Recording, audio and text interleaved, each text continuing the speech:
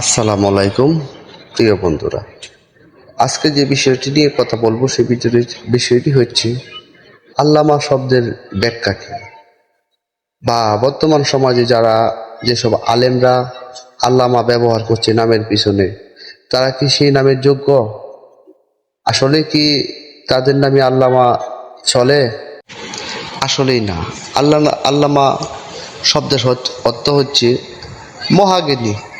মাটির নিচে, মাটির উপরে যা আছে, যিনি বলতে পারে, সর্বজ্ঞানী অধিকারী যারা, তারা হচ্ছে আল্লামা শব্দের ব্যবহার করতে পারবেন। এবং একটি মানুষ আপনার কাছে কেন এসেছে, কি কারণে এসেছে, একটি মানুষের কি সমস্যা, সেই বিষয়টি তাকে দেখা মাত্রই যে ব্যক্তি বলতে পারবে, সে আল্লামা শব্দটি ব্যবহার করতে পারবে।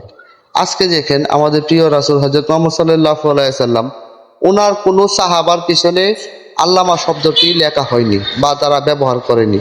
কেন করেনি? কারণ আল্লামা শব্দের ব্যাখ্যাটা অনেক বড়, যা কেউ এই পাপ নিতে চায় না। তার জন্য বলবো, আল্লামা শব্দের যে ব্যাখ্যা, আমরা সচরাচর প্রত্যেকটি ইমাম বা আলেমগণদের দেখি আল্লামা শব্দের ব্যবহার করে। আসলে আল্লামা শব্দের অনেক কঠিন বিষয়। আল্লামা শব্দের অধিকারী তারাই হয় যারা স্মার্ট হয়, যারা সর্বজ্ঞানী হয়, যারা জ্ঞানচক্ষু যাদের খোলা। আর আল্লামা শব্দের তিনটি নাম, আল্লাহর তিনটি নাম ওই জায়গায় যুক্ত আছে। একটা হচ্ছে ইয়া বাতেনু, ইয়া আফেজু, আরেকটি হচ্ছে ইসমে আজম, ইয়া জাল জালালি ওয়াল ইকরাম। যে ব্যক্তি আল্লাহর বন্ধু, আল্লাহর মমিন ব্যক্তি, যাদের জ্ঞান চক্ষু খোলা, তারাই আল্লামা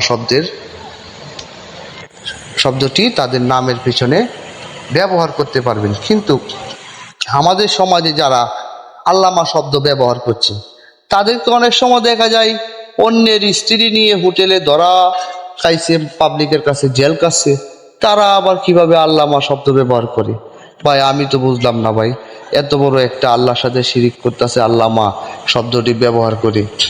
যেমন আল্লাহর নাম নিতে কারো অনুমতি লাগে না, কিন্তু অবশ্যই অনুমতি লাগে একজন জ্ঞানী লোকের কাছ থেকে। নয়তো আমি আপনাকে শুধু নাম ধরে ডাকলে তো হবে না, কারণ আল্লাহর প্রতিটি নামের পিছনে ইয়া আল দেওয়া আছে। কেন দেওয়া আছে? এগুলা হচ্ছে এক একটা এক এক ব্যাখ্যা। আর এই বিষয়টি বলতে গেলে অনেক বড় ব্যাখ্যার বিষয়, কারণ আমরা যারা আছি তারা এগুলা মানি না। আর যেভাবে পারে তাদের নামের পিছনে ব্যাখ্যা, টাইটেল তৈরি করে সমাজে উঁচু হয়ে চলার জন্য।